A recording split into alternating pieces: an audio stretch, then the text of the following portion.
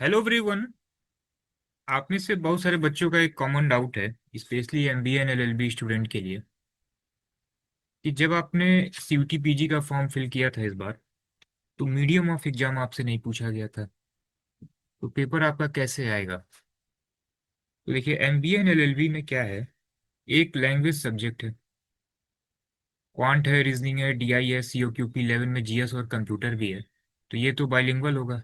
But ये language जो है, जो मीडियम ऑफ एग्जाम आपसे पूछा जाता था, इसी लैंग्वेज के लिए पूछा जाता था। वहाँ पे आप अगर हिंदी सेलेक्ट करते थे तो लैंग्वेज में हिंदी के क्वेश्चन शो होते थे, अदर सब्जेक्ट बाइलिंगुअल रहता था। आपने अगर लैंग्वेज इंग्लिश सेलेक्ट किया हुआ है तो ये जो लैंग्वेज के क्वेश्चन होंगे नियर अराउंड 2022, ये इंग्लिश के होंगे, अदर सब्जेक्ट तो बाइलिंगुअल होंगे। तो इस बार मीडियम ऑफ एग्जाम नहीं पूछा गया है, तो कैसे पेपर होगा आपका? तो देखिए, सबसे पहले तो आप ऑफिशियल इनकी वेबसाइट पे जाइए, एनटीए के। सिंपली लिखा हुआ है कि पेपर आपका बाइलिंगुअल होगा, इसमें कोई डाउट नहीं है। अब ये होगा कैसे, आपको बताते हैं। देखिए, जब आप एग्जाम देने जाएंगे तो होगा क्या, वहां पे आपसे ऑप्शन पूछा जा सकता है इंग्लिश और हिंदी। जो मीडियम ऑफ एग्जाम आपसे पहले पूछा जाता था, वैसे हो सकता है कि जब आप एग्जाम देने जाएंगे तो आपसे फिर इंग्लिश और हिंदी का ऑप्शन एग्जाम सेंटर पे पूछ लिया जाए, जब आप टेस्ट अपीयर करने जाएंगे। हम लोगों ने जो है अपना मॉक इसी तरीके से बनाया है। इसमें क्या है, जैसे सपोज कीजिए एमबीए का मॉक है ये, 75 क्वेश्चन है आपके एग्जाम में। स्टार्टिंग के नियर अराउंड 20 से 22 क्वेश्चन लैंग्वेज के होते हैं। अब अगर आप इंग्लिश को सेलेक्ट करते हैं तो स्टार्टिंग के 20 क्वेश्चन जो है ये आपको इंग्लिश लैंग्वेज के मिलेंगे। अदर जो 50 क्वेश्चन होंगे, क्वांट है, डीआई है, रीजनिंग है, ये बाइलिंगुअल आपको मिलेगा। अगर आपको लैंग्वेज हिंदी करना है देन आप हिंदी वाले को सेलेक्ट करिएगा। स्टार्टिंग के 20 क्वेश्चन आपको हिंदी लैंग्वेज के मिलेंगे। अदर जो 50 क्वेश्चन है ये आपको बाइलिंगुअल मिलेंगे। इसीलिए हम लोग का जो COQP 12 एंड COQP 11 का मॉक है, ये बाइलिंगुअल है। आपने अगर इनरोल किया होगा तो 30 फुल लेंथ मॉक है, लेकिन ये आपको 60 शो हो रहा होगा, इसी, ठीक है ना, लैंग्वेज की वजह से। आपको अगर लैंग्वेज इंग्लिश चाहिए देन आप इंग्लिश पे टिक करिए। स्टार्टिंग के 20 क्वेश्चन आपको इंग्लिश लैंग्वेज के मिलेंगे, अदर 50 क्वेश्चन आपको बाइलिंगुअल मिलेंगे। तो जो एनटीए पेपर कराएगी वो भी इस तरह का ऑप्शन रख सकती है, इंग्लिश और हिंदी आपसे स्टार्टिंग में ही वो पूछ सकती है, ठीक है ना। तो पहला कंडीशन तो ये हो गया। अब हम आपको 2022 का पेपर दिखा रहे हैं। सबसे पहले जब एनटीए ने सीवीटी का पेपर कंडक्ट कराना स्टार्ट किया था 2022 में, तो उस टाइम पेपर कैसे दिया था देखिए।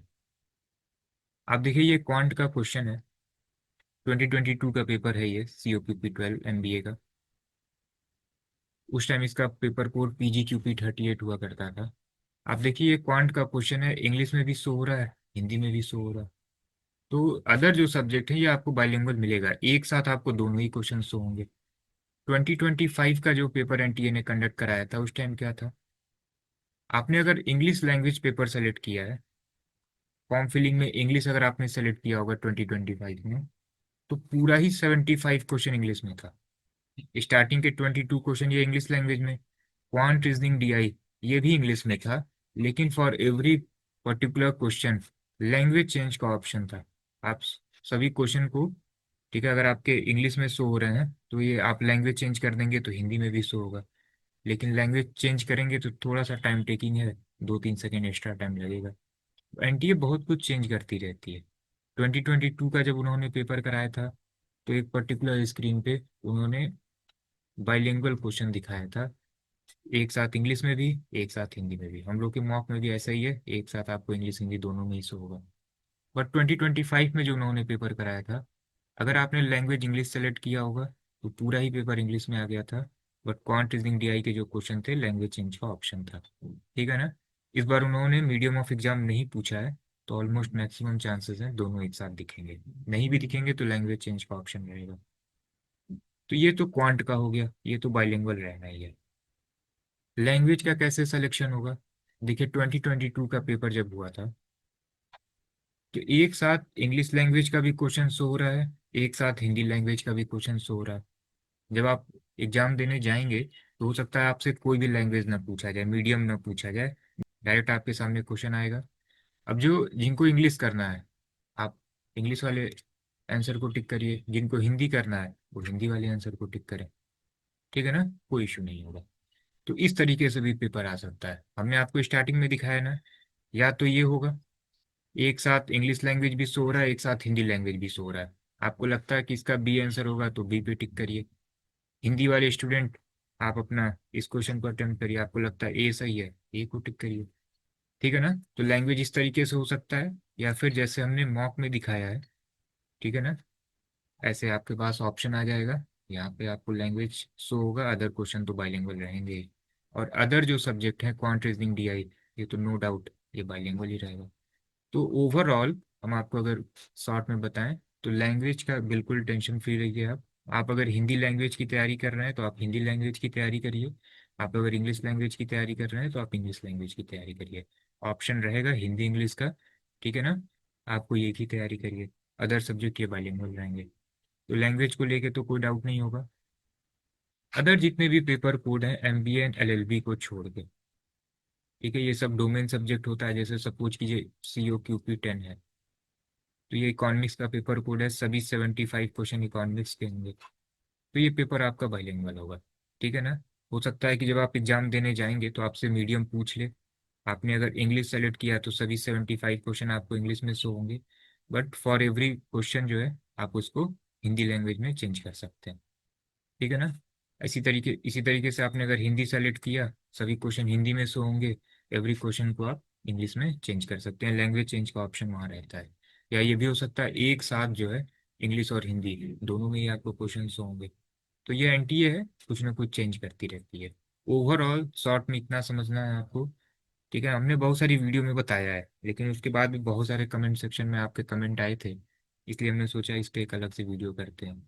पेपर आपका बाइलिंगुअल होगा, हर बार आपका पेपर बाइलिंगुअल आया है।